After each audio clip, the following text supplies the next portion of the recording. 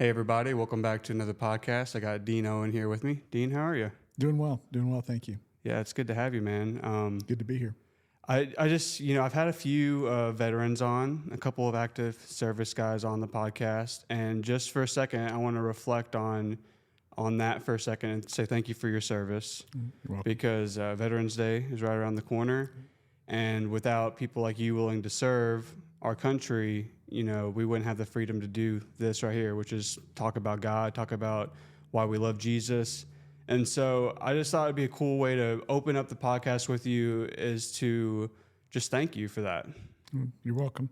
I can't say I joined the military for all the right reasons. I was running away from a crazy family situation, and I needed a place to run away to, and to grow up. And Right. and I knew that, so I went to the National Guard first because I was afraid of commitment. And then I grew up some and matured some, and which made the family situation even worse. So then that's when I went to the Navy. Yeah, it's just like, I don't know. I think it's a good time for me and for the whole audience just to reflect and take a second whenever I have a guest on who served and just think like, man, it's so good that we live in a country that we do. I think sometimes we get, especially with the political season right now, everyone gets so like dissatisfied, but we truly are blessed to be here, to have these opportunities that we have. I mean, all the amazing opportunities you've had even, Yeah, most Americans have very, very little appreciation for the fact that we won the lottery when we were born here. Right. We won the life lottery. And even, we'll get into it a little bit, but we've got some folks here from Mexico on a program. And just south of the border, even in major cities, their life is radically different. And it's nowhere near, they don't have nearly as good a life as we do here. Yeah. I'm sure they're appreciative whenever they see what it's like and see, oh man, I can like make a life here. Yeah. And it's a two-way street. That process has been just amazing. Yeah. And humbling too, because they literally give up everything. They show up in Nashville, Tennessee, leave their home with all of their earthly possessions in duffel bags based on my promises. Wow. And we make it work. And the way that's gone on is God's had his hand all over that. What opened up your heart to start doing that? That was an interesting season. It started here in this building with my hydrogen business. We met a guy. I went down and saw Jennifer, who's a good friend in Houston, and she's one of those girls that's a beast. I love her like a sister. But she's a girl that the GOP has asked to run for mayor of Houston several times. And first time I met Jennifer, she's telling me these things that she's doing, her accomplishments. And I said, Jennifer, how old are you? She goes, you can't ask me that. I said, how does someone your age accomplish all that? She goes, how old do you think I am? I said, about 32. She goes, no, I'm a grandma. I've got grandbabies. I'm 55. And I did. I thought she was 32. But she introduced me to a guy named Amundo. We hit it off immediately.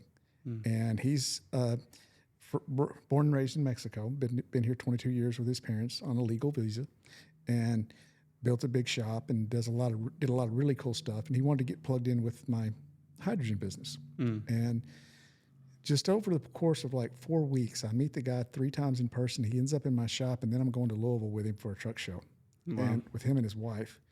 And every time he would leave the booth and go off somewhere, and you'd have these rough trucker guys come by, his wife would curl up under my arm like a little girl, and just amazingly good, beautiful relationship. And then he ended up in my home. And he had put on a big, big show for the Latin American or the Spanish-speaking trucking community, which exists from Latin America to Canada. And he'd called me and said, come on, do my show. And I didn't know what that meant, but it just meant go to Houston and do something. So I just, it's one of those things God says go, and you just go. You don't know why or where or how, but you're going with good people, so it's going to work. And so first when we got there, Friday night, had dinner, it was all good. Then Saturday morning, he put on an absolute magnificent feast, something like you'd expect to see out of a medieval times movie, of food, all Mexican, Spanish food. Huge, huge feast, and probably 60 people there. Had somebody cater it, and had me get up and say a few words, and I just kind of leaned in and, okay, let's go with this. And then that night, he put on the first ever Grammy Awards for the Spanish-speaking trucking community.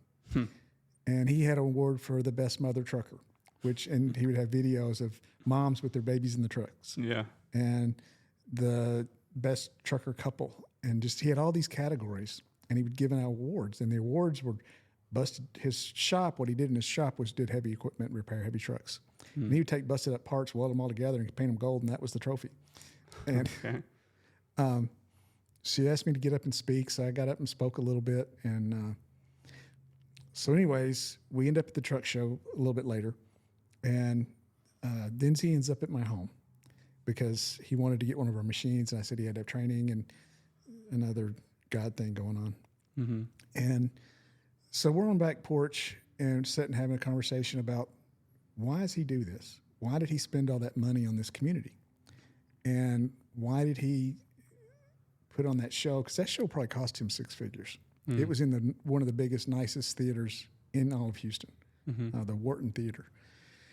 And I was backstage, so I saw all the staff and the crew and everything it takes to make that show work. And it was a lot. Yeah. So, okay. So I asked him, I said, Amanda, why do you do this? What's your why? And understand this guy, he's an engineer by trade. So he's got the engineering part of it, the C.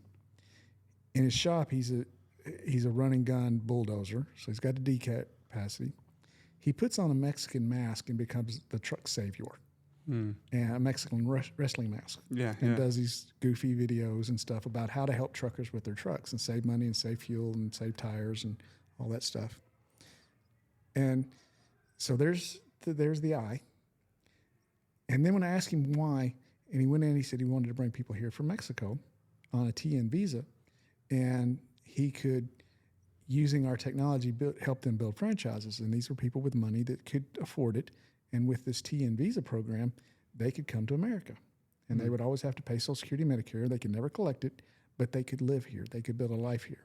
He said, because in Mexico, if you don't have a tribe, your truckers are not tribes, then the cartels kill your truckers and take their loads. He said, so they have to have a tribe, and they needed a chief. So I put on the mask and become a chief. Yeah.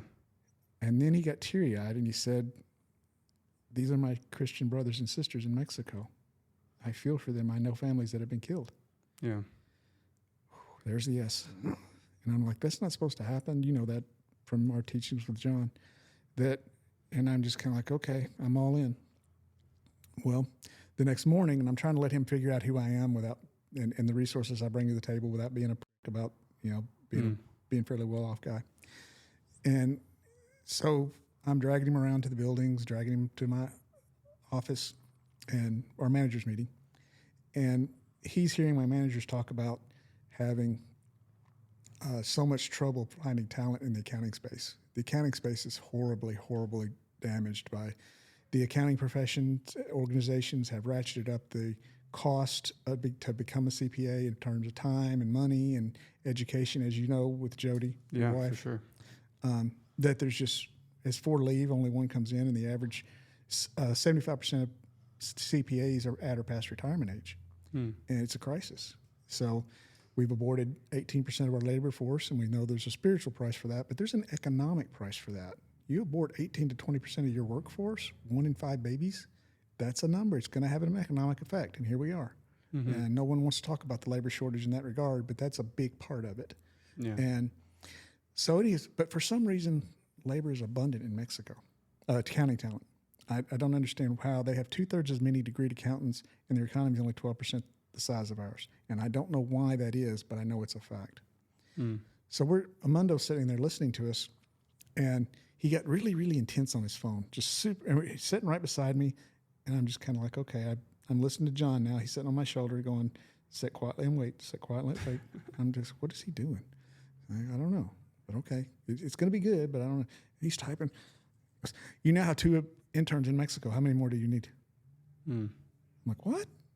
The guy owns an accounting firm in Mexico to take care of all his businesses in Mexico. And he's got a recruiter, and he's got all that stuff, and he's just giving it to me. Yeah. So through that process, we met Caesar and brought him over. During that season, there's the relationship with Amundo went south. I feel like God brought him into my life for a season to do what I needed to get done. and then needed to step away. Mm. So still love him like a brother, but there's some differences that, there's some paths I couldn't go down with him. Mm-hmm. And so I was in a difficult spot during when we were bringing Caesar and Jessica over. Never met them. But actually our pastor, John and Jeff, were down doing some kind of missionary trip in Mexico City about a week before they came here. So John and Jeff met Caesar and Jessica before I did. Oh, cool. So that was gratuitous, to say the least, because I had not done a good job of preparing them to come here. And that was because I was in a difficult spot. Yeah. And I've learned since then, and I'm in a good spot now. We'll get into that later. But showed up in Nashville. They showed up, and I recognized them because I'd seen them on Zoom calls. First time I'd actually seen them. Right. So we stuffed everything they had in the Mercedes, and I drive a big Mercedes SUV, and Jessica's in the back seat all curled up and hunched up because everything else all the other room is taken up. Mm-hmm. And we get them to the house and get them settled, and we had a house for them that they could go straight to that we were getting ready to sell as a big house. But I was just about to have one of my rentals come open, which was much more appropriate for what they needed. Yeah. And so within about 2 weeks, the rental came open and it was ready for them to move into. And then I figured out that we should have brought them over when they were going through the immigration process, which is about 3 months. On this TN visa, if you have certain degrees, the immigration system will fast track bringing them over. It takes about 3 months, and that's fast track is 3 months. But if you've got the right degrees, it's almost guaranteed that you're going to get approved. Yeah. And that program came through USMCA. So it's part of a treaty. So it's not going to get changed very much. And Donald Trump is actually the one who expanded the TN visa so that we can get the talent we need in America from Mexico and Canada. Yeah. So at the time, I was thinking I was going to build out an accounting firm in Mexico and use remote workers, because most all these folks are working remote for U.S. companies. Mm-hmm. My first job ad, I got 560 resumes. Half of them were extremely well qualified, and they all bilingual, speak great English, and they're used to working 70 hours a week to get a 40-hour week paycheck, or the U.S. company they work for will kick them to the curb and get another one. Yeah. And so just the relationship there became unbelievably, close. Caesar's an executive. He's managed big teams before. Yeah. So he is executive level talent. Came from what we would call an Ivy League school in America. Mm-hmm. Deloitte & Touche, Price Waterhouse, Ernst & Young, those kind of names on their resumes. Mm-hmm. And but they get here, they don't know anything about our driving laws. They don't know anything about driver's license. They don't know anything about health care. Their wives don't even know where to get feminine hygiene product. Yeah. And we have to answer all of that for them. And so they're very serious professionals, but when they come here, they're extremely vulnerable. Mm-hmm. And I think that vulnerability on their part creates gratitude because, of course, Lisa and I are going to do everything we can to make sure their lives are good. Mm-hmm. But you get so close personally with them, it's almost like they become your kids. Mm-hmm. And they're professionals and they're serious people, and with all due respect, but that's the kind of the bond you build with them. And so then I asked him to find us a few names of people that he worked with before and would like to work with again, and that they would run the division to help build a CPA firm with talent in Mexico. And so he found Eliana, her husband Jesus, and they came over April 20th of this year. And just another God thing, I had a tenant in one of my rentals who was it really pissed me off. She just pissed me off, and it's not good when I can put up with a lot, but when I've had it, I've had it. I got you. She ended up bringing her rent to the office one day and paid them $1 bills, and then demanded that the person there that took it count it and give her a receipt. So immediately I'm not going to put up with that garbage. I would normally have great tenants, but I don't have time to chase them down for money. Their job is to get me paid. It's not my job to chase them down. And we make that very clear when they come on board. that I'm not. I've got too much going on. So 2 weeks before Ileana and Jesus came over, her lease was up, and it took about a week and a half for my construction company the construction crew to go in and clean the house up and get it ready for them to move in. So they landed in Nashville. Caesar went and picked them up, and took them and got them situated because I wanted them to see Caesar and Jessica and start building that relationship. Yeah. And feel a little bit more comfortable, like they're not the only ones here. But we also brought Jessica and Ileana and Jesus over for our Christmas party, and they got to see. I'm very fortunate. God's blessed me in enormous ways. Yeah. But they got to see that, and they got to see that they're coming into a world of plenty and abundance. And I was awarded a lifetime honorary National Guard member and while they were here, and they got to see that. And instead of me telling them this stuff, they get to see it in that way. I don't sound like braggadocious. So that's been good. So you meet this business guy. He kind of opens his door into Mexico, and then that kind of starts this whole process of you getting to bring some people here, and also opens up an opportunity for you to open up business in Mexico. So it's kind of like a double positive there, where you get to help people get work in their home country where they can work and get a job, right, and also bring people here and give them a chance at the American dream. It's pretty awesome. Well, God's told me I need to go down this path. And of course, when that happens, we tend to think this is what it's going to look like. Yeah. But yeah, that happens a lot, doesn't it? Yeah. But I'm quick. If I get told, wait a minute, your vision's not the right one, you need to change it. Okay, I'll roll with that. Yeah. It doesn't have to be my way or the highway. It's, whatever happens. So I thought I was going to build a program out in Mexico, but I'm going through a different season, and I would like to create a world where the idea that you can give financial advice without giving tax advice is absolute moronic stupidity. And no one believes that you can do that anymore, because you can't. They're opposite sides of the same coin. And that's really my claim to fame, is we put tax conversations and tax planning into every conversation at a very, very granular level and save clients a lot of money in tax. Because I tell people it doesn't matter how much you make, it's how much you keep. Right. And disinherit the government, not your kids. So that's what we do. That's what we're famous for. But as that process goes now, it looks like I will bring them here, and I will not be shipping the work to Mexico. I'll just be bringing people here. I got you. And so Caesar and Ileana are interviewing and acknowledging people. And it's different this time because some of them have got kids. Yeah. Some of them have got pets.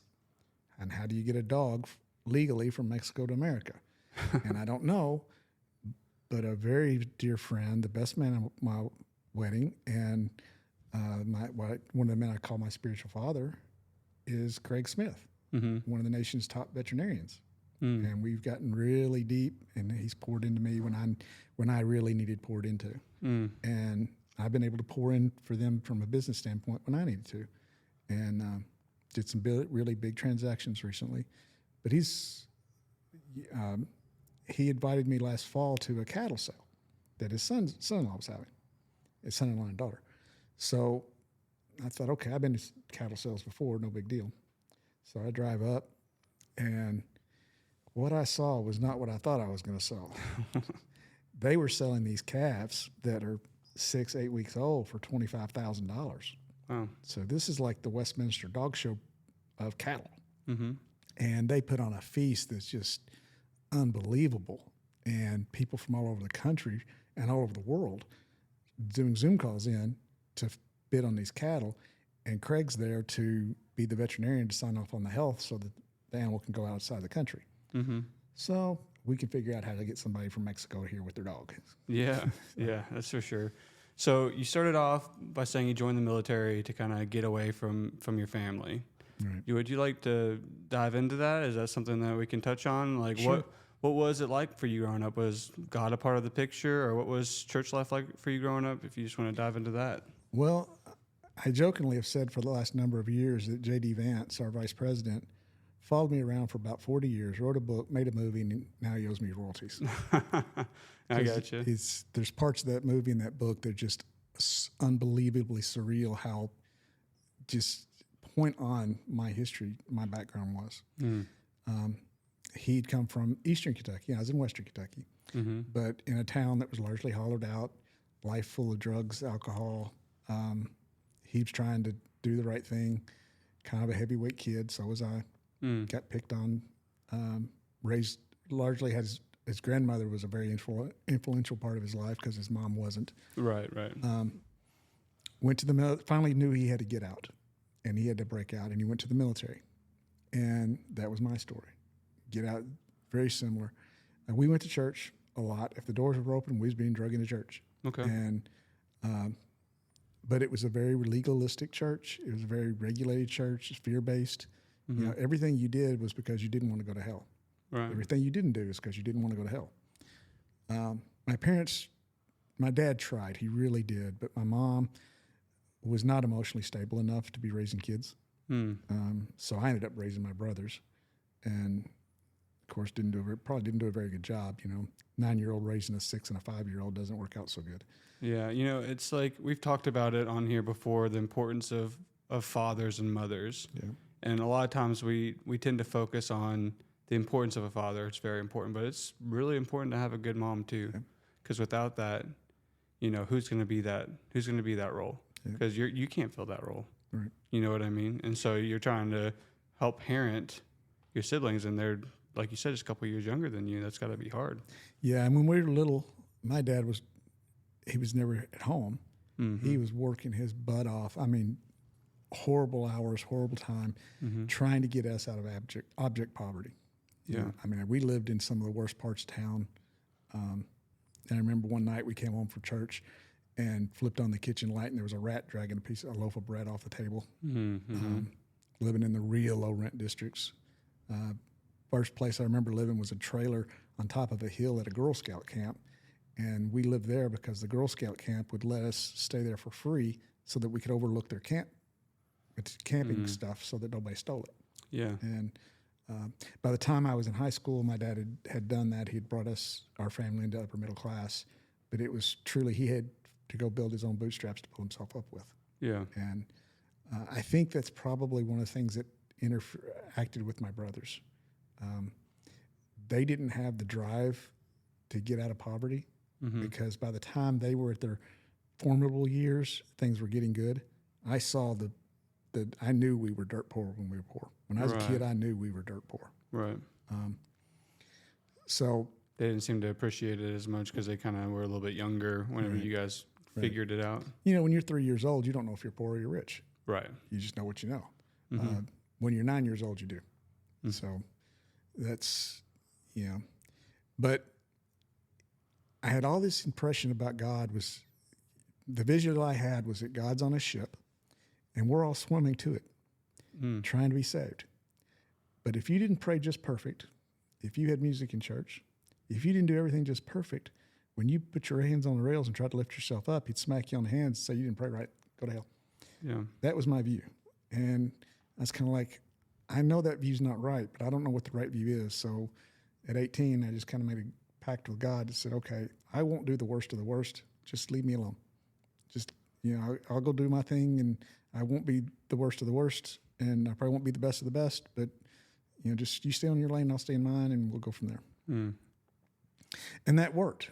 I built a large accounting firm, got through a military, combat veteran, got through college very well for undergrad, went through the 90s. As an accountant in the 90s, there was a radical transitions because of computers. And so computers helped us downsize in the early 90s, and that was a radical downsizing in the military. And I was submarines and special ops, and the whole world thought they didn't need submarines and special ops anymore, so our divisions were slashing and burning. Yeah. What got you interested in wanting to do the special ops and do that kind of stuff? What made you passionate about doing that? The brotherhood. When I first went to the submarine community, I didn't realize when I was signing up, I didn't realize it until well into the training, but about 90% of submariners wash out. But I was scared to death of going home, of not making it. So I was fear. It was pure fear driven. But I was scared to death, and I decided I was going to do whatever it took to make sure I was going to get through this. Yeah. And then when I got on the submarine, it was the most dedicated professionals, serious people with high moral characters, high conviction. These were men who you take their word to the bank and cash it. Right. And emotionally, intellectually, I was quite a mature kid. I had grown up around adults, so at 10 and 12 years old, I was having adult conversations. Yeah. But emotionally, I was very, very immature. Mm. So emotionally, I grew up in the military around extremely high caliber people. Right. And I remember my first time on a submarine, and within the first few days, realizing the caliber of people I was around, and I was going to have to live up to that standard or I was going to get washed out. Mm-hmm. And then what does that mean? And again, being scared to death of going home a failure. So, but since I'd worked with the National Guard and done some weapons training and some combat training, and then I was electronics specialist, a sonar technician. But so that's all electronics.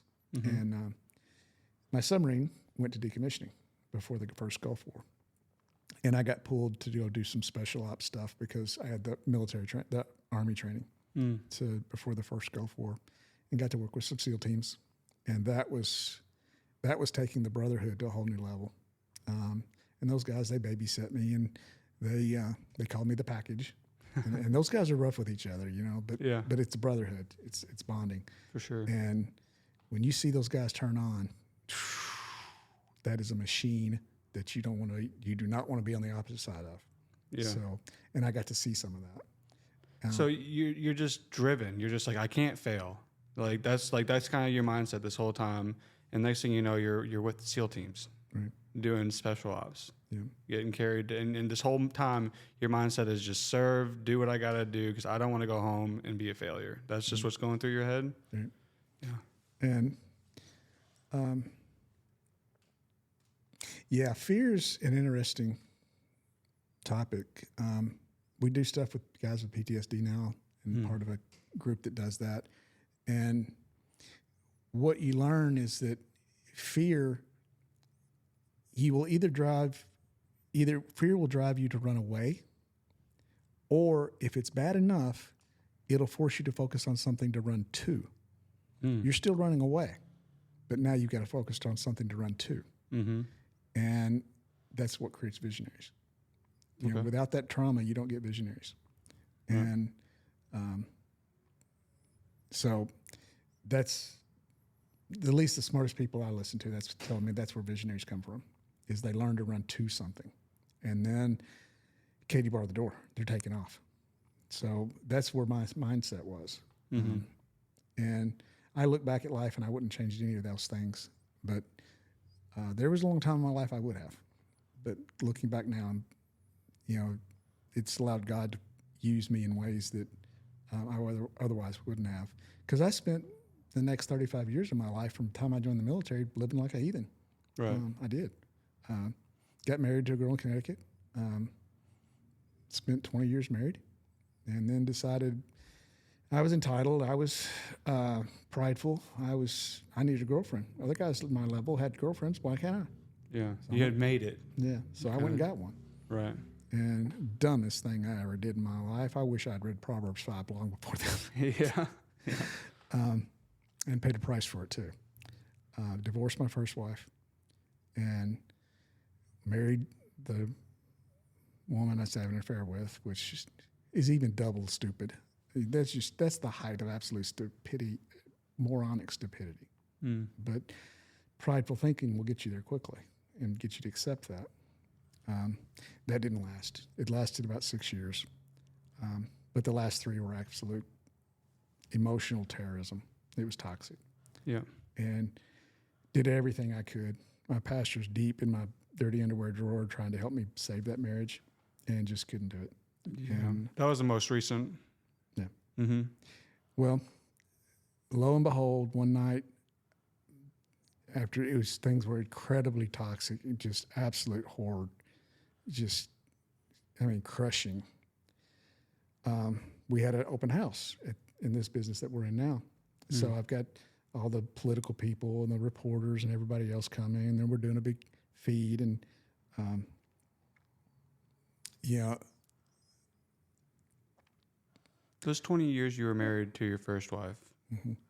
there was no God in the picture, right? You were just living Just living for the world, just doing whatever you wanted to do. You were happy, you were married, everything was good, but you were just kind of doing your own thing. But you had already found the success in business, right? right. And so that money started making you a little bit more prideful and getting into your head. And so when you get into the second marriage, was your mindset like, I'm going to make this work, even though I know I messed up the first time? Like, I'm going to make this one work. Yeah. I go back to fear mindset. Yeah. You know, I do not want to be divorced twice. Right. Make this do whatever it takes to make this work. Right. And it wasn't. It was doomed to fail. And like, did part of you feel like almost guilty in a sense? Because like, I left my first wife for this woman and now I can't even get it right here. Was that part of the battle? Did you have to like really look yourself in the mirror during that relationship and really like say like, who am I? Like what am I doing kind of thing? Yeah. One of the things that I've not shied away from is I'm not afraid to look in the mirror and say, all of this is my fault. Yeah. At least the negative is. The good starts his fault, but or his gifts, his grace. But we were having an open house, and that open house, my first wife showed up, and she showed up to work because she had read on the newsletter that, hey, we're having an open house. Come on, come see what great technologies we've got, and we're doing all this, and yeah. And I said, but we're doing open house from 10 to 2, but don't everybody show up at noon because I'm a little bit underhanded or understaffed. So she showed up and worked and and helped us feed everybody. Now, everybody on my team had transitioned. So the only person who knew her was my business partner, Jared, and in this business. And I looked at that and I said, what would John tell me here? And John would tell me, sit quietly and wait. Don't build or burn any bridges. Because I don't know if this is a temptation from the enemy or a gift from God. So we had a very polite meeting, not unlike yesterday I met with Jody for a little bit in the conference room. We had a great meeting. And, yeah, she told me about it. Yeah, it was not unlike the meeting with Jody. It was friendly. She knew nothing of my personal life whatsoever. Right. So, okay. Kind of sit with that and watch that and just listen to what, and then later, a couple of days later, talking to John, I said, was that a gift from God or a temptation from the enemy? He said, just sit quietly and wait. Just don't make sure you're not building or burning any bridges. Okay. I've learned to sit quietly and wait a lot. And that's not something I was used to doing, but I've learned to do that. I know we're bouncing back and forth a little bit in between time frames. When in this time frame did you find the Lord? When the second marriage was so incredibly toxic, John had been helping me with business. John's the best business coach I've ever met. Yeah. And I've had a bunch of them. Most of them aren't worth shooting. But John understands people. Right. And then when you understand people and you understand motivations and communication styles and all that stuff, John, how'd you meet Pastor John? Hired him as a coach.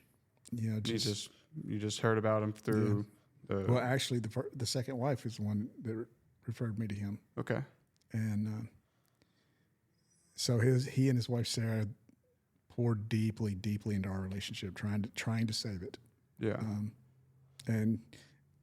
But through going to Faith Center, that's whenever you got saved. Well, I had been baptized when I was 13. Right. Because in my church at 13, the 13 of a day, you're eligible. 12 years, 364 days, you're not. And, so I have some questions about that, and I defer to John's. That's not my lane, so it's John's. But, I broke. I went someplace I shouldn't have gone, met somebody I shouldn't have met, and walked around a park and had a conversation with a soft female voice. And that's all I did. But that got turned into something it shouldn't have. And I realized I probably shouldn't have done that. And I just broke. I said, I can't do this on my own. And I said, John, I've been out here with you for a couple of years now, and you keep talking about faith. And John doesn't push it. John's a guy that you can sit down and have a conversation, and he doesn't push, he lets you buy.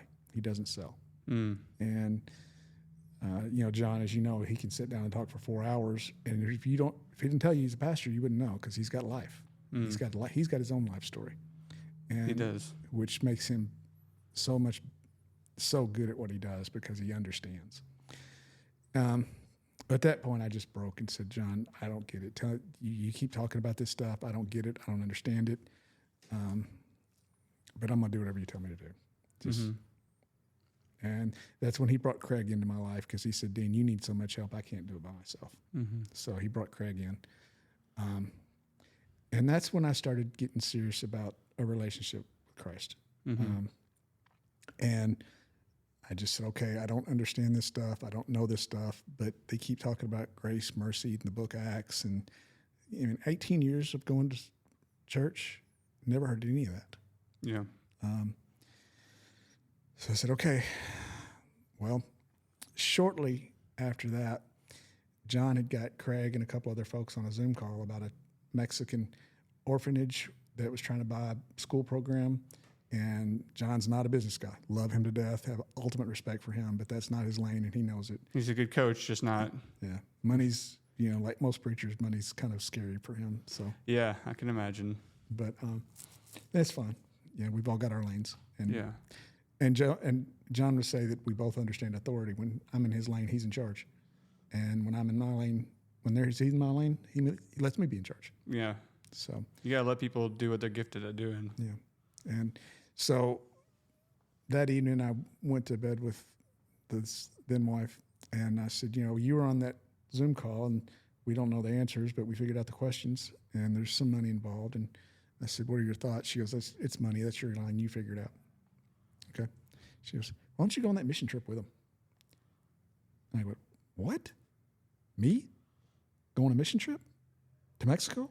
Where there's cartels? With a church? Yeah. And I can't take a gun? Yeah. I said, what are you smoking? I said, give me some of that. And she goes, well, just don't shut the door on it. I thought, okay, there's how I get out of this. I just don't bring it back up. And that's how I figured I'd set that aside. Well, the next Sunday, Craig and Sarah are trying to pour into our marriage, trying to save it. We're at lunch, and they're talking about this mission trip, and they're going to go. And I'm like, oh, okay. Well, sounds interesting. Well, when is it? It was the exact same days my wife had planned a trip with her sorority sisters to Key West for her birthday. Exact same days. Craig looks at me and goes, well, that's God talking to you. You going to listen to him or not? So that's kind of 2x4 to his face. And I love Craig. I love Sarah. And they're I'm incredibly blessed to have them in our lives. But Craig is a beast, and when he wants to get his point across, he does. So I'm like, all right, I got to go. So told Christina, the assistant at the church, okay, I'm going, get me a ticket, tell me what to do. And people started asking, oh, Dean Owen's going? Dean Owen's going? What are you going to do? I said, I don't know. So I'm going to do whatever John tells me to. He said, tell me pack luggage, I'll pack luggage. If I got to get bottled water, I'll go get bottled water. Whatever I got to do, I'll do. I said, I don't know what I'm doing. I said, I have no clue. I know I was told to go here, so I'm not going to challenge that authority. So that trip changed my life. That turned everything around. I remember John just busting out laughing. We were there, and John was babysitting me. He was. So was Craig. So was everybody. And they knew I needed babysat. But they also knew that in my lane, I bring a lot to the table, and I want to bring that, but I've got to have their lane clean before, and I got to understand their lane before I can understand mine. And I remember the worship service was fun. We were having a good time. I looked over at John, and I said, I know a bunch of elders from my old church are rolling over in their graves that I'm having so much fun right now. Yeah. Because I was used to you always put on your Sunday best, and you go and you put on airs, and you make sure you look like the perfect little Protestant family, and then as soon as you get the car, you start clawing each other's eyeballs out. So, Yeah. And I thought something's different. And then I started seeing things that I was told could not ever exist. Yeah. Faith healing. And I saw it, and I had watched a little bit of videos about what the prior mission trip was like. Mm-hmm. And I watched a girl come up, and she talked about not being able to have a baby and all that stuff. And John prayed over her. And then when we were there, she got up and told an unbelievable story of getting pregnant, being told it was not going to be alive, being told she had to abort it, being told if she didn't, it put her life at risk, all kinds of stuff. And she just refused. And I got to hold that baby. Yeah. Wow. And one of the minister's wives had cancer so bad it had broken through her skin on her breast. And of course, at that place where we were in Mexico, there are no medical facilities. Yeah. And so they asked us to go up and pray for them. So I'm just kind of going along and like do whatever I'm told. And and I watched Debbie Cornwell pray for her, and that kind of prayer scared me to death. And that intensity it scared me. But I know that if I stay in my comfort zone, I can't grow. I can't learn. Yeah. I have to get out of my comfort zone. So I leaned in and just kind of, okay. Well, a year later, I saw her on video leading a women's conference. Wow. And and seeing the poverty and the I was humbled beyond measure, because I know the first night we went to basically like a place like a Shoney's restaurant. So there's 30 of us show up unannounced. And when that happens, somebody's food's going to be wrong and it's going to be mine every time. That's just the way it works. Yeah. So I went in and I was belly aching that. And then the next day, we're out at the church where we're doing the worship services. And they've been telling us, stay in the green room, stay in the green room, stay in the green room, stay in the green room. I'm like, look, dude, you ain't got to tell me twice. I'm 2,500 miles from home. I don't have a gun, and there's cartel all over the place. I'm going to do whatever you tell me to. Yeah. Well, then we went through the cafeteria area where they were feeding everybody. Mm-hmm. Craig's right in front of me going up the stairs. And the most horrible set of stairs. There's no way they would ever meet OSHA compliance. And, I mean, doors to the bathroom so small, I had to go sideways to get through the door to go to the bathroom. Mm-hmm. But as we're going up the stairs, Craig looked at me. He goes, you smell that? I said, yeah, it's rancid meat. He goes, yeah, they're eating it. The reason we stayed in the green room is because their stomachs are so much developed that they can handle that, and ours aren't. That's why we get sick when we go there. Right. And I thought, and then watching the 6 and 7-year-old children washing the clothes by hand, and that's what they were doing. Mm-hmm. And then watching their mothers and their older sisters go out in these beautiful, beautiful, colorful costumes and dresses and worship. And man, it was just like, do you know how blessed you are? Mm. And that was humbling in a huge way. And I just said, God, okay, I've screwed around for 35 years and don't know anything about you. Please accelerate my learning. Teach me. Let John teach me. Use these people, but teach me.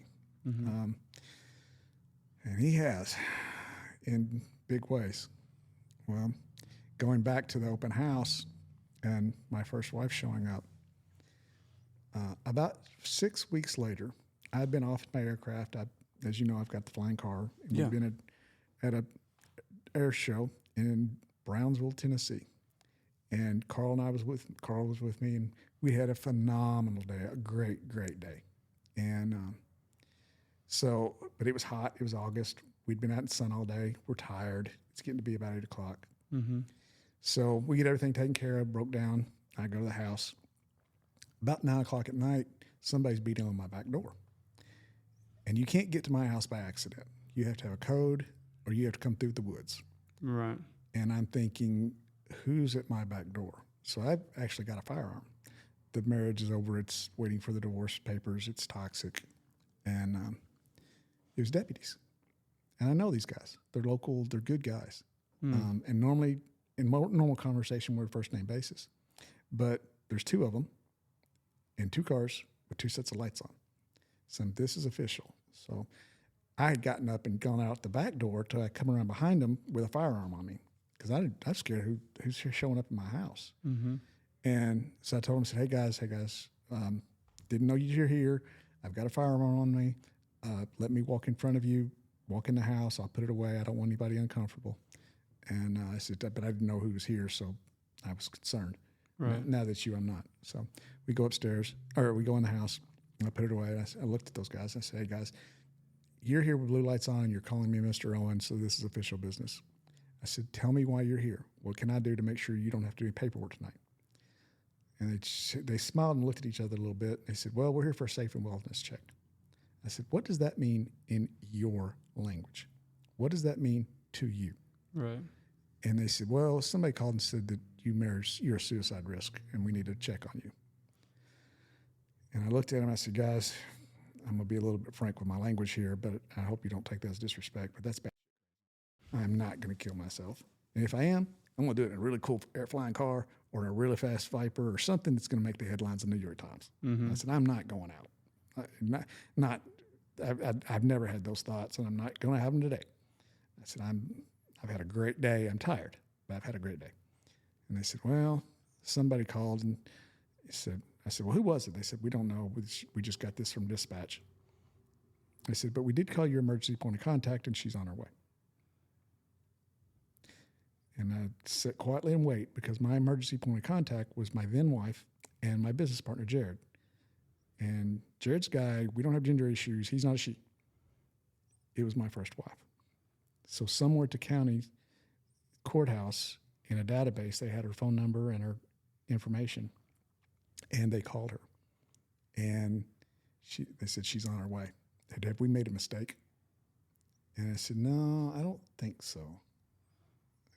They just said, have you got some domestic stuff going on? I said, yeah, and it's bad. He said, well, that's usually where this comes from. And I said, I don't know, guys. Something you're telling me doesn't make sense, so I'm not doubting you, but there's some more information here we don't know. So Lisa, my first wife, showed up, bawling her eyes out, about to have a fit. Just waves of crying.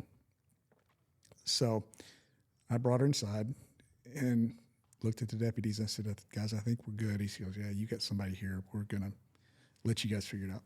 So they left. She was crying because she was worried for you and your safety, because she thought maybe because of this call that maybe you had killed yourself or something like that? Okay. Yeah. So I sit down and get her calmed down and say, no, I'm not going to do that. That's just garbage. It's filth. I said, but I need to ask you a question. I said, and this is a question I didn't answer. It's not a discussion point. I said, I need an answer. I said, why did you show up at that open house? She said, because I still love you and I wanted to know if we could be together. Mm-hmm.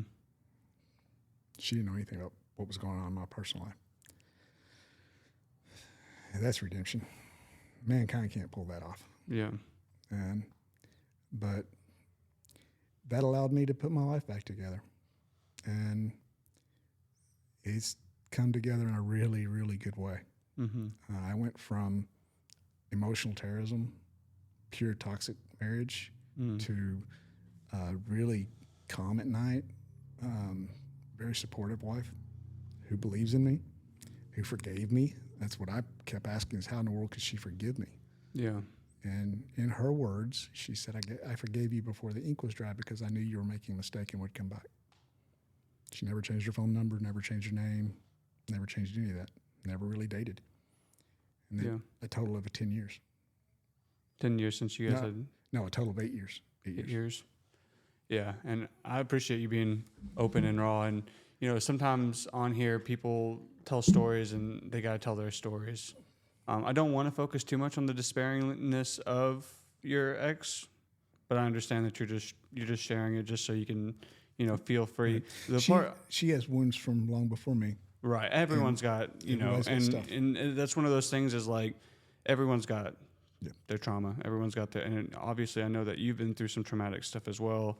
And so it's like one of those things where like with marriage and whenever they fail, Jody and I, before we even got married, we were almost not a thing. Like we were engaged and we were almost not together. And even after marriage, there were times where it was really rocky.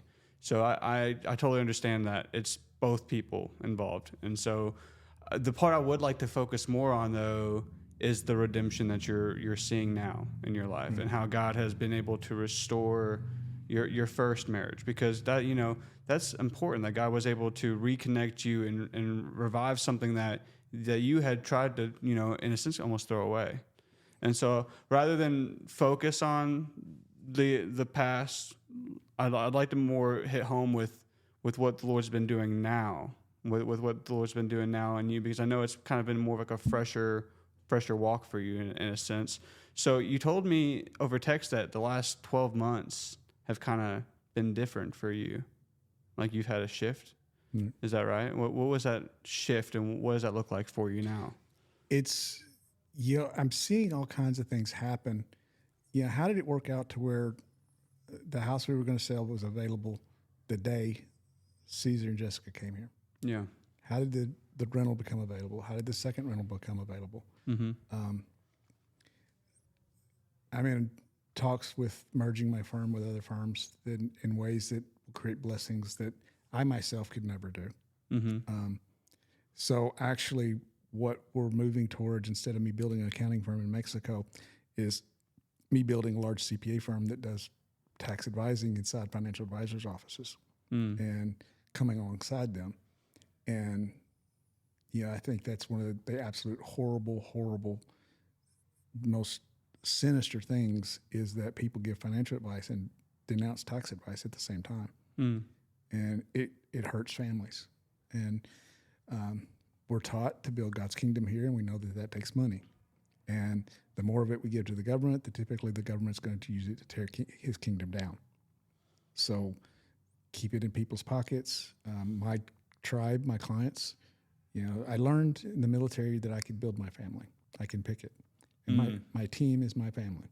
And, it's an important thing to learn. Yeah. And I love them as much as anyone loves their brothers and sisters. And that's the way I see them. I know I've heard you say it before, like you're nothing without your team. Right. What gave you the skills to like bring a team like that together? That was the military. Yeah. Sun Tzu has a quote that basically treats your men like the greatest soldiers, and they will follow you into battle. Treat them like your sons, and they will follow you into the depths of hell. And I do expect a lot from my team, but I pay them a lot too, and I make sure their lives are good. And there is a genuine love, appropriate love between my team and I. And Priya and I are extremely close. And if we discussed every single conversation we ever had was printed on the local newspaper front page, nobody'd read it, they'd be bored. But it's pretty intense and intimate. Yeah. So be real with people. You'll get burned sometimes. It's going to happen. Yeah. And sometimes it'll hurt, but you still have to go back to, you're still going to be real.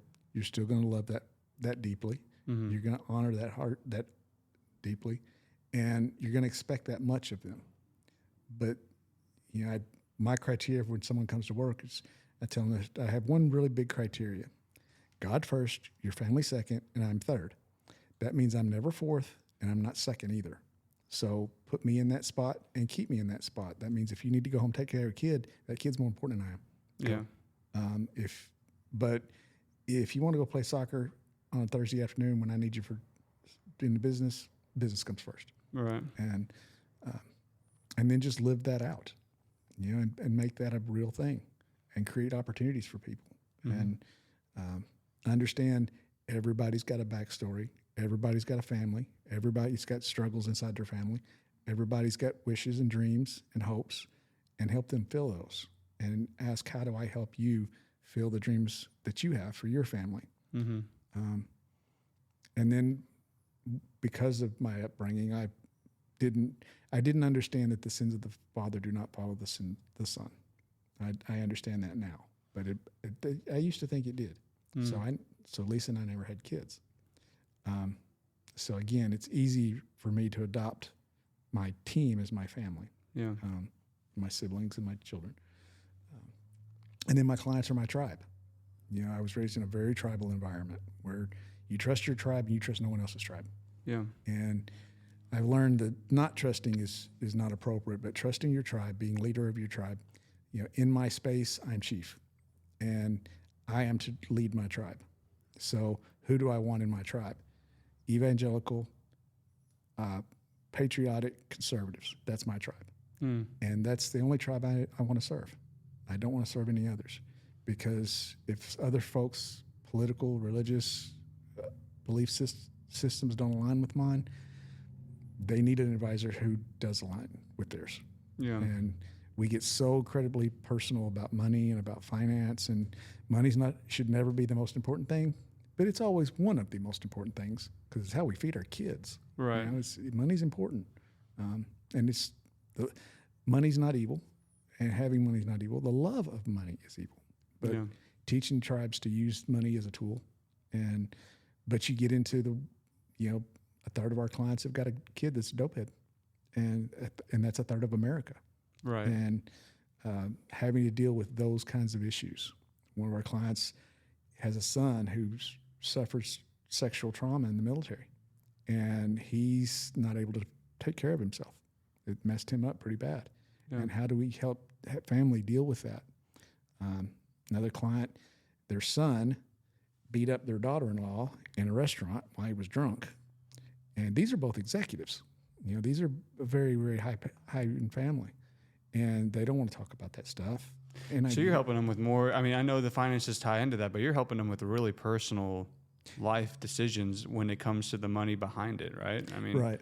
That's a lot to deal with. I frequently say, if all I talk about is the stocks and bonds, am I a financial advisor or a stock jockey? Yeah. I feel like we need to be in charge and responsible for anything that could hit that client's portfolio in a way that would negatively impact their life. Yeah. And we're paid according to that. So our fees are structured so that when client does better, we do better. Right. And we don't sell high commission products. We don't sell anything. My two advisors, Jared and Jason, they don't have quotas. So they're evaluated on how well do the client surveys come back. And they always come back raving. But if I put quotas on Jared or Jason, then they would quit. And because that would cause them to want to have to do nefarious things to clients' money to get paid. Right. And that's the reason I want them there is because they've got that character. Yeah. You know, they can operate as true fiduciaries. And if money comes in, great, they don't get a bonus. If money goes out, they don't get hurt, because the client may need to pay off their house. Yeah, you don't want them to have the wrong incentives because that could lead to sinful mindset real fast. Right. And when your financial advisor's got a quota, you're not getting sales advice. You're not getting advice. You're being sold. Right. And that's most of America's financial advisors. Only 1.6% of financial advisors are true fiduciaries. So those are some very dark spaces in the American economy that I want to fix. Yeah. I want to change the perspective. It seems like a lot of people in business have this mindset of just trying, like you were saying, kind of alluding to there, just how to make the next dollar. How do I make more money for the corporation? How do I make for the stockholders? And it just seems like they forget about the people altogether. But it seems like your heart is more invested in those people and to even the personal things to help them in every way you can to make that portfolio as good as it can. There's a significant number of them that for the last 25 years I've done life with. Yeah. And they have become extremely close. And how do you not just help people? I don't know how this happened, but somewhere along the line, I figured out if you just go do the next right thing, you'll get paid. Right. It's just money. We can always go get more of that. Have you feel like your clients have seen a shift in your life over the last year or two, or whenever you've kind of had this awakening to Christ and everything? They tell me they have. Yeah. They tell me that something's changed. I'm different. Mm-hmm. I'm not the person I was 5 years ago. Yeah. And what's the biggest takeaways you take away now, looking back and seeing yourself now? What are some of the biggest things you think you've improved on, grown in? So how do you see yourself now? I talk to God a lot. And he talks back. That's good. Sometimes I don't hear as well as I should have, but I think we all. I think everyone struggles with that voice of the Lord and like, I haven't heard you lately. And sometimes the Lord gives you a word that you have to sit on for a little while and you kind of just have to trust that one for a while. But like you were talking about earlier, and we didn't really dive into it too much, is sometimes he'll give you an idea and then you kind of try to come up with the whole plan. And then it's like, oh, wait, I can't do any of that because God didn't want me to do it that way. So sometimes it is that like walking it out. Sometimes he just gives you step one. Right. And so it's like, okay. we had that conversation earlier in the conference room with someone today about you don't need to know the whole map. You just need to know the next step. That's the Abraham story. Right. As long as you know the next step, you know how to move. Mm-hmm. And of course, you have visions in your head of this is how this is going to work out. But it's, those things are my visions. But I know what he told me the next step was, so go do the next step. And if my vision, which is often inaccurate, needs to be adjusted, adjust it and move on. Mm-hmm. It's just because it was my idea doesn't mean it's the best one. That's for sure. Right. So that's and John has helped me with that a lot of just there's been so many times the last 2 years, 3 years where as long as I kept walking, and that was Mexico. That Mexico trip taught me that. Mm-hmm. If I just do the next right thing, if I take the right step to where I need to go, then it's going to work out. And I think I've always had that mindset. I think probably as a child, that part of Scripture and God's laws and God's commandments, I did kind of get a picture of. So for a lot of years, in a lot of ways, I did just do the next right thing. Not always. Not, my first marriage is a prime example. Yeah. But, just we're going to figure it out. We talk about in this business, the hydrogen business in particular, that's a fairly new technology. It's a lot of unknowns, and we're having to figure things out as we go. But it's fun. That's what we do. We figure it out. Mm-hmm. We figure stuff out. That's what we do. So don't worry about the problems. Worry about the solutions. Identify the problems, fix them, move. Yeah. Keep moving. You've seen poverty firsthand. You help so many businesses become successful. What would be some advice we could give to some people who are either in hard times? I mean, everyone, with the economy the way it is right now, I'm sure a lot of people are struggling. What's some basic logical steps that someone can take to hold on to some of that money better, or to, get themselves out of a hole? One of the things my dad did, which was really inspirational, was I was raised listening to Zig Ziglar and Dale Carnegie and those things. And one of the lessons I remember at a very young age learning is that every single dollar I ever want to possess currently exists in someone else's pocket. I have to come to the table with enough value that they're willing to trade what I can give them for their money. So it's on me to provide greater value. Right. And if I provide greater value, then people will pay money for that. Mm-hmm. And I've often said capitalism is from Christ, socialism is from Satan. Because in capitalism, if you've got a spoon that costs you 30 cents, and I need a spoon, and I'm willing to give you $1 for it, because that spoon's worth $1 in my hands, but it's only worth 30 cents in your hands. I got a spoon that's worth at least $1, if not more, so I've won. Mm-hmm. You've gotten more than 30 cents, which is what the spoon was worth to you, so you've won. So by serving each other, we both win. Right. And so figuring out how do you become a better provider, how do you become a better service provider, how do you do things better than everyone else? And in my space, I'm going to believe that we're going to do things better than the vast, vast, vast majority of folks that are in the tax and financial space. And if we don't, we should not get paid. But if we do, we should get paid. And we should be paid fairly for what we're worth. Yeah. And don't do business with people who expect me to give everything and they not give back. Just be selective of who you do business with. Do business with people who will appreciate your service, your time, whatever goods, services you're offering.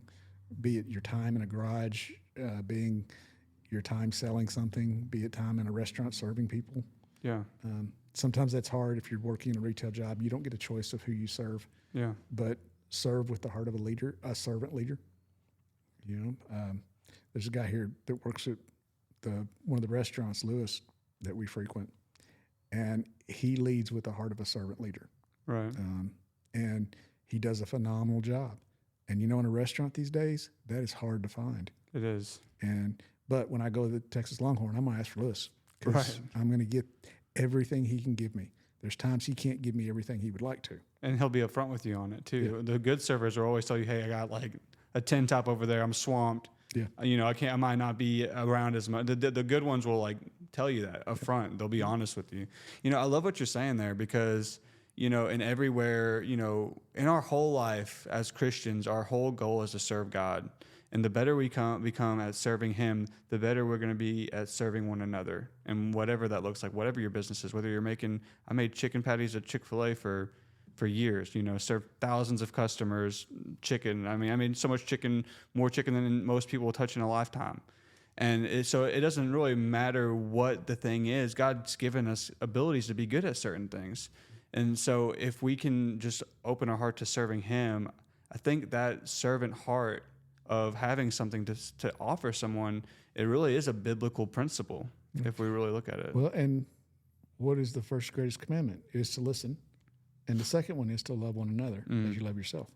Mm-hmm. And those are not just biblical principles. Those are business principles. That I call the Bible the original textbook because I know that there's sometimes I speak in circular circles, and but Yeah. But I often say that the original textbook tells us a whole lot about business. It tells you how to run your business. Read Deuteronomy 8. God wants us to be wealthy, right? And follow His principles, and we'll get there. And they're not complicated. They're simple, but simple doesn't always mean easy. Yeah. But that was something I learned a long time ago. People get a concept of simple must mean easy. Well, I tell people that's not the case. I said, if you think simple things are not important, give me your car keys and tell me how you're going to get home today. Right. So simple can be very important. Yeah, and I didn't even plan on having you on in this string of podcasts I've been doing lately. We've been talking about prosperity. I literally just did like a solo episode talking about it, biblically giving and how important it is to give. And then I had a guy on just last week, and I was telling him about how Jody and I are believing for prosperity. We're believing for this thing. And then you just mentioned it to me on Sunday, and you just so happened to be free today. So it was God working it out to where we were doing this podcast in this whole realm of where I've been speaking on this topic of money so much. I think it's important for the audience. I think it's the Holy Spirit speaking to the audience, saying we don't have to be afraid of this thing called money. Keep your heart in check. Make sure it's not only about the money and just trying to don't let that greed creep in. Did you ever deal with that? Having to deny that whenever you were coming up? No, something happened when I was 10 years old. It was 1977, and we had a massive snowstorm. And I was 10 years old, poor, and I knew it. Mm-hmm. And through a twist of fate, I ended up shoveling snow for 2 weeks. I made about $2,500 in 1977 as a 10-year-old kid. Wow. And granted, I worked my butt off. Yeah. But I think somewhere in there that lesson taught me that if you work your butt off, you're going to get paid. You're going to be okay. And I don't know. I never worried about having enough. There were times that were lean. There have been very lean seasons in my life. Right. But I didn't worry about it. I just had to figure it out. Right. And, pray about it. And, God will do for us, or He'll open doors for us, but we got to walk through them. Mm-hmm. And, it's one thing Craig teaches and kind of beat in my head is when God opens a door, you better walk through it. It just seems like so many people struggle with that. I say it all the time on here. It seems like a lot of people have one or two things that they struggle to give to the Lord 100%. And one of them is finances.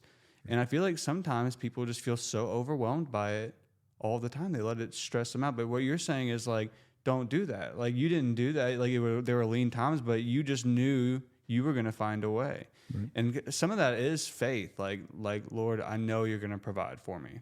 Whatever the season, whatever the situation, I'll figure it out with you. You know what I mean? Yeah. And it goes back to, you're not giving your money to the church, you're sowing seeds. Oh, I know. And that's the heart of it. You have to look at it that way. Right. And, I do. I want an abundant harvest. Right. And not just for me, but for my team and for my tribe, for everyone. Mm-hmm. And because that's how we build God's kingdom. Right. And so, I'm driven pretty hard to make sure I've got an abundant harvest. But the quickest and easiest way to do that is to make sure I'm sowing lots of seeds. Yeah. And that's, I'm not a guy who's going to get in and lead worship service. I'm not a guy who's going to go out and I may go on the mission trips, but I'm not going to lead them. Right. That's not my lane. I'm a big believer on lanes. I got mine, and when someone's in my lane, I'm in charge. When I'm in their lane, they are in charge, and I'm a servant. Yeah. And it's fine. It doesn't mean anybody's better or than anyone else. It just means we have different roles, like you mentioned, gifts. Yeah. But well, that's a good heart to have, because like some people, when they're good at something, their pride creeps in and makes them think, well, I'll just be better at this thing too, rather than say, no, I'm going to serve you whenever it's your time, and then I'm going to take the lead. And that sowing seed is so important. Everything in the Bible is seed and harvest. So important. You know, and that point of seed and harvest and knowing our lanes and knowing our strengths and let everybody play to their strengths. One of the things that I read recently that the most successful entrepreneurs do is they put people in places where they will excel. And I know in my office, I've done this for decades. Figure out the personality and hire to the role. So my receptionist, who I love both of them dearly do, and they give me that back. If I was to put them in the accounting department, they would blow up. If I was to take my accountants and put them in the reception role, they would blow up. Yeah. And and I've got to have all of them. I've got to have Kathy and Bobby to be my gatekeepers. Otherwise I get nothing done for the day.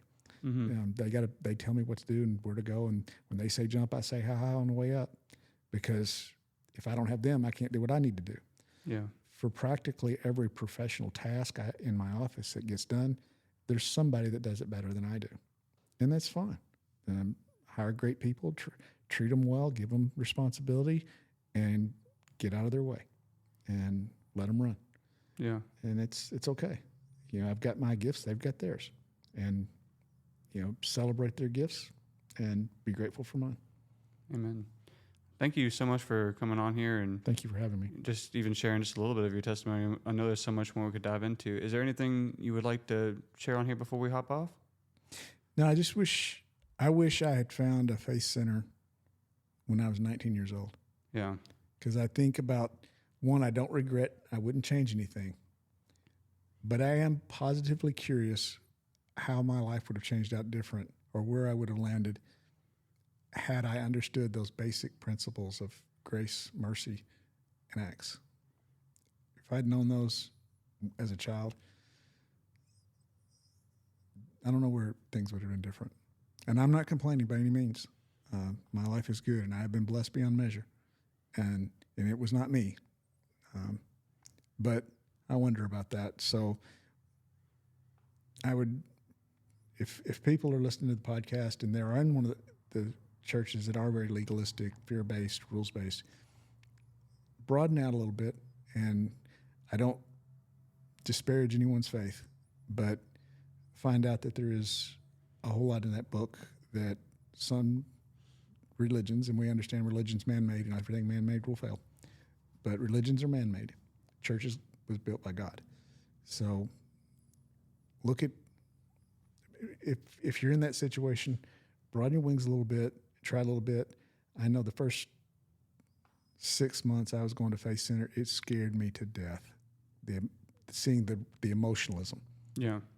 Because I was taught to hide my emotions, and it scared me. But understand, you will not grow if you stay in your comfort zone. You cannot grow. So don't be afraid to grow. Don't be afraid to challenge your comfort zone. You know, if you're not going to kill you, it's not going to kill you. Yeah. So yeah, I mean, God was with you the whole way. You know, in poverty, in the army, in the military, whenever you were serving in the Navy, and just like the SEALs. I mean, I can't even imagine the amount of times God's hand was on you, protecting you and keeping you. And now, even now with business and just all the success God's given you, it's cool to think back to and see what the Lord's doing in our lives. And you're so right. Finding the right church family. Dad and I have been on here and beat the drum on that. If you're not a faith center, find yourself a faith center. Find yourself a home church where you're getting the word of God. Don't just take a pastor's word for it. Go home and read it for yourself. Find out if they're teaching what the word is teaching, because that's what John does, is he's teaching what the word is saying. and that teaching verse. all of it, not Yeah. just selected pieces. I've been listening to this guy who's talking about the Old Testament and its importance and how it's just as important. It's just as important, but sometimes people have a trouble reading it. But it's all important. It's all there for a reason. But that's a story for another day. Yeah. Thank you so much, man. Thank you for having me. I appreciate it, and thank you for just everything you've done for us. And I just appreciate you. I appreciate you guys as well. All Give Jody a hug for me. I will. I'll talk to you guys next time.